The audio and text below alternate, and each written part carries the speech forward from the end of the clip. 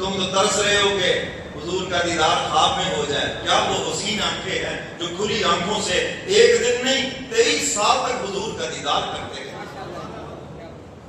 تو میرے محترم سامعین، قرآن کریم کی جو آیت مبارکہ خطبہ کے اندر آپ حضرات کے سامنے تلاوت کی ہے، اب تعالیٰ فرماتے ہیں ایک کام تم کر لو تو 3 انعام میں تمہیں عطا کروں گا. کتنے کام؟ ایک کام. اور انعام کتنے دوں گا؟ بولو بھائی، دنیا میں بھی اور آخرت میں بھی. کام تم نے ایک کرنا ہے، صرف ایک کام.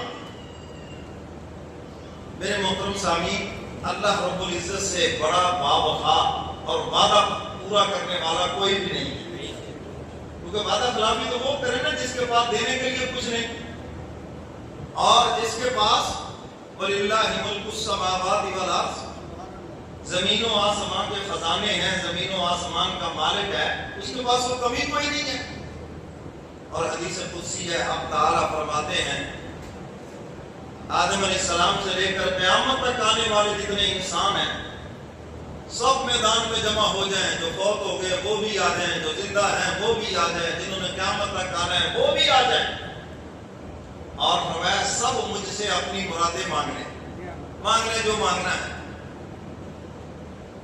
کوئی حسن مانگ لے، کوئی دولت مانگ لے، کوئی اقتدار مانگ لے، جاہ و جلال مانگ لے، جو جی میں آئے سب مانگ لیں.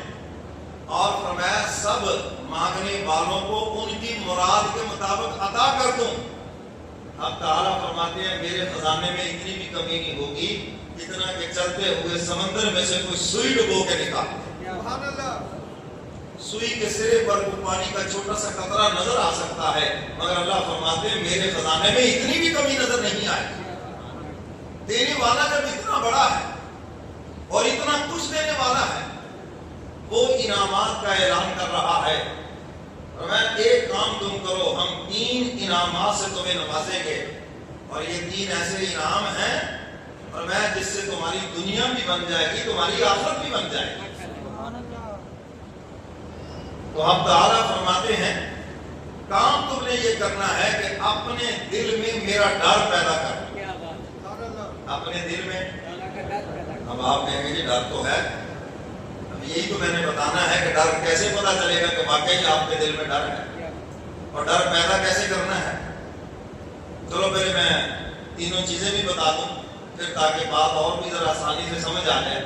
تو فرمایا اپنے دل میں میرا ڈر پیدا کرو، 3 انعام دوں گا. پہلا انعام یہ ہے تمہارے دل میں فرقان پیدا کر دوں گا، ایک پہچان کانٹا پیدا کر دوں گا جس سے تم حق اور باطل کو بڑی آسانی سے پہچان جائیں گے.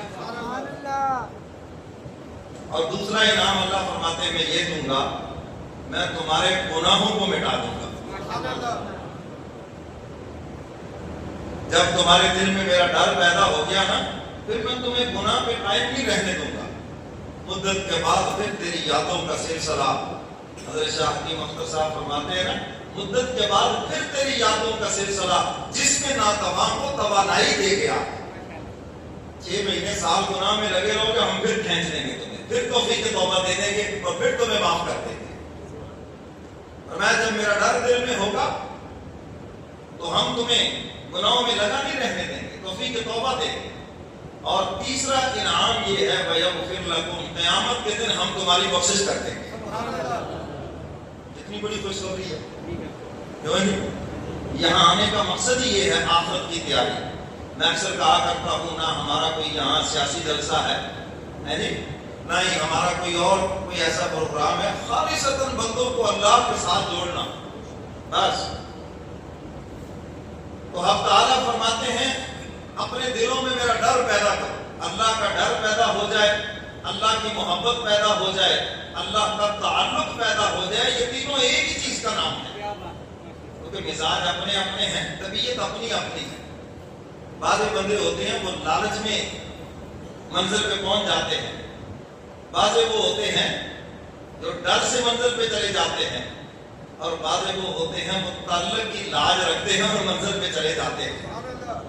سمجھ آئیے بات کہ نہیں؟ تو فرمایا کہ اپنے دلوں میں میرا ڈر پیدا کر. اور اللہ کا ڈر یہ بہت بڑی عبادت ہے بذات خود. اسی سے عبادات میں نور آتا ہے۔ حدیث مبارکہ میں ہے حضور علیہ الصلوۃ والسلام بیان فرما رہے ہیں پہلی امتوں کا واقعہ۔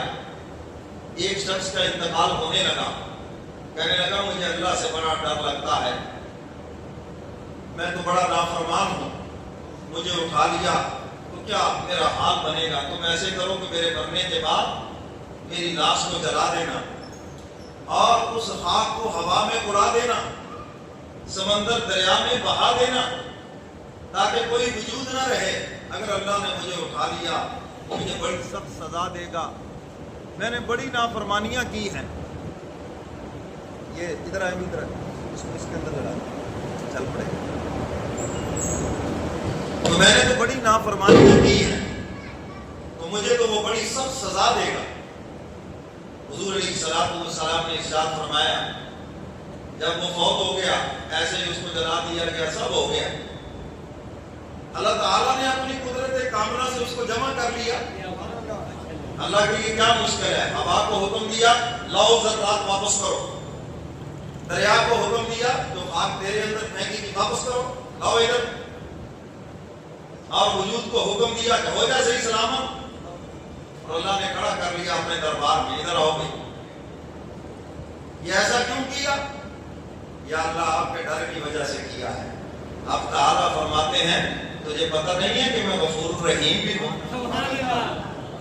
تجھے پتہ نہیں کہ جس کے دل میں میرا ڈر پیدا ہو جائے میں اس کو سزا نہیں دیتا، بلکہ اپنی شان رحمت سے اس کو معاف کر دیتا ہوں۔